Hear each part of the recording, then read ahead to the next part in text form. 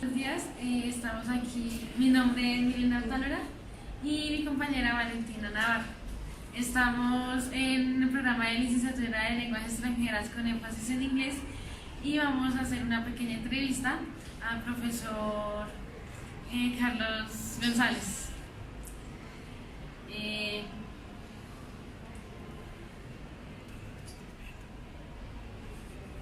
Bueno, se trata de que nuestra pregunta problema es cuáles han sido los impactos que ha tenido la exclusión racial y económica en los proyectos educativos en Colombia. Voy a dar una pequeña introducción de tipo racial.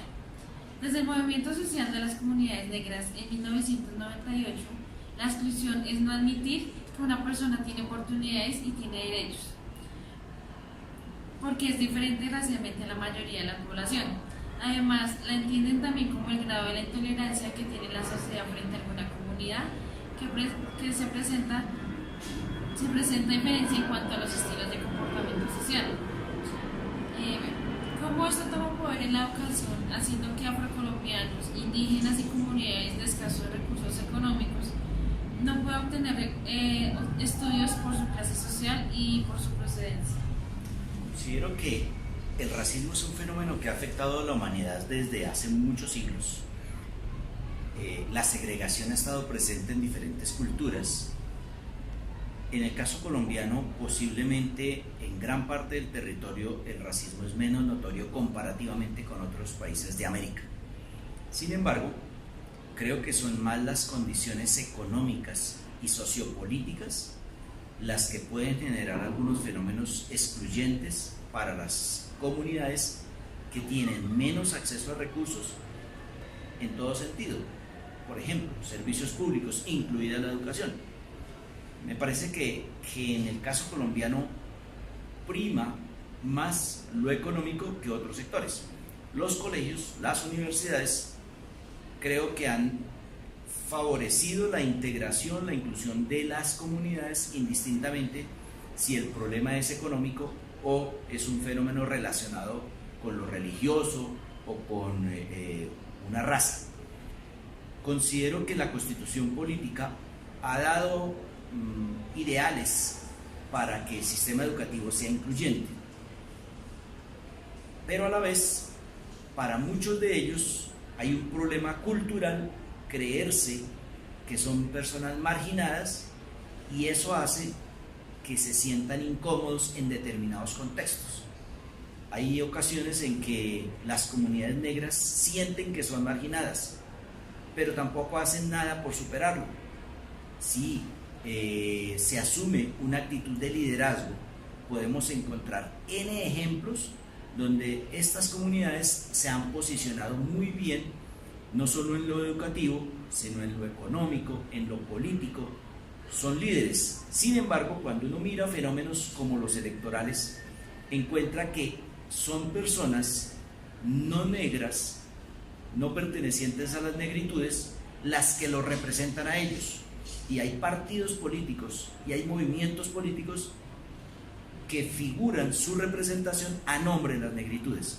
Observen que en ese caso el fenómeno es: las negritudes han delegado su representación en personas que no pertenecen a sus comunidades, y seguramente conocerán muchos ejemplos, no solamente de las últimas elecciones, sino para las próximas. Ya hay toda una postulación, de manera que lo político prima muchísimo, y líderes que se han mantenido en el gobierno y quieren ostentar el poder, allí tienen una intencionalidad muy grande.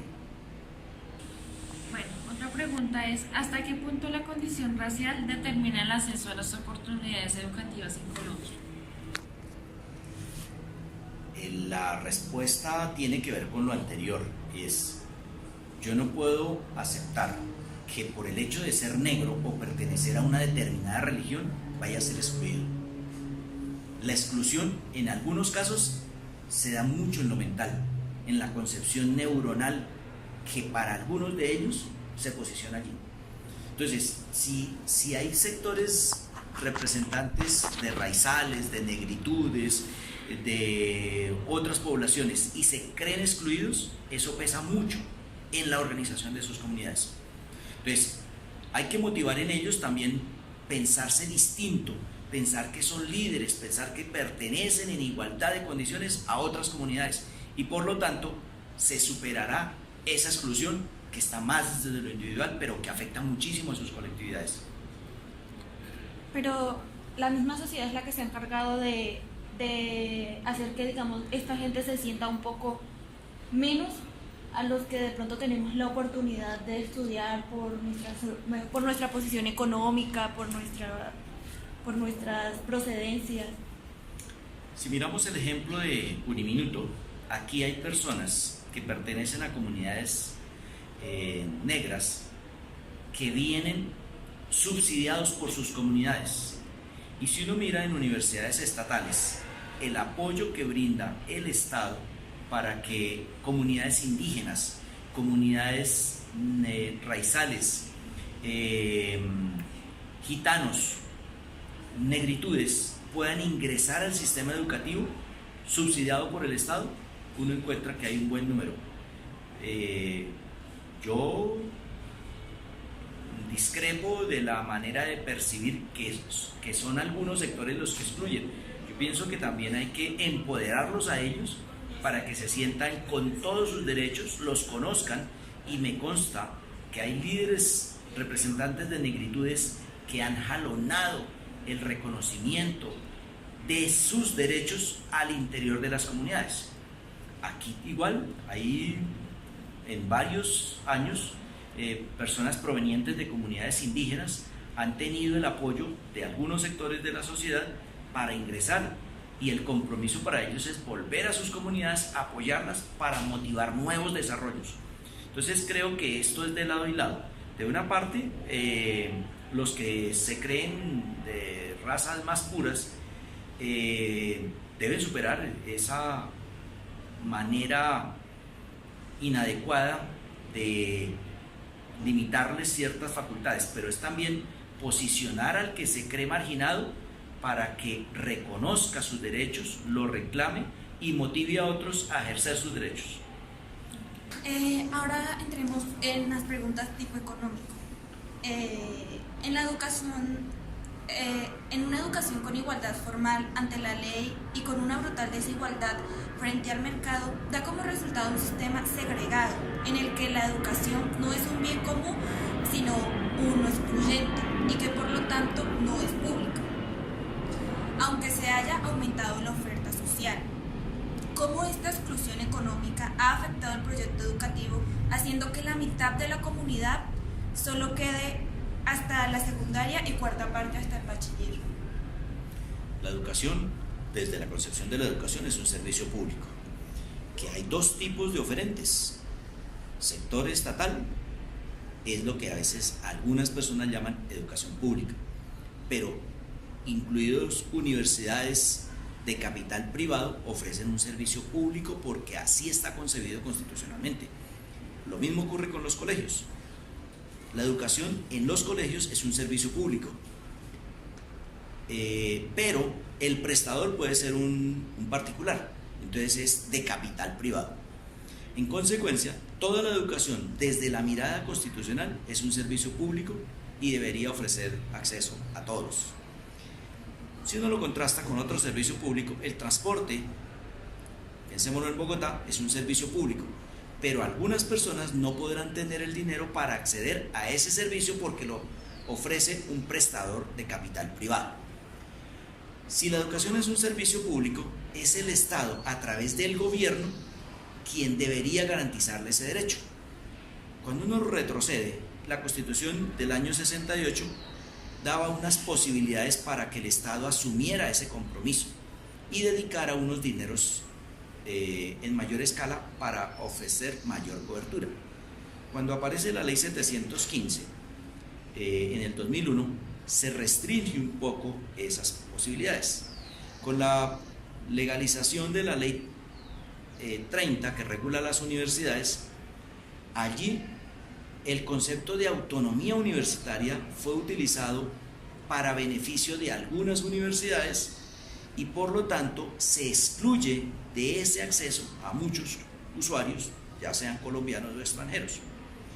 Y si uno lo mira en el caso de la ley 115 que regula la educación básica y media, incluida la estatal, un ejemplo reciente es cuando ingresa el actual alcalde mayor de Bogotá y considera que no es obligación del municipio de Bogotá ofrecer la educación por debajo del grado de transición. En educación preescolar es obligatorio solamente el grado de transición.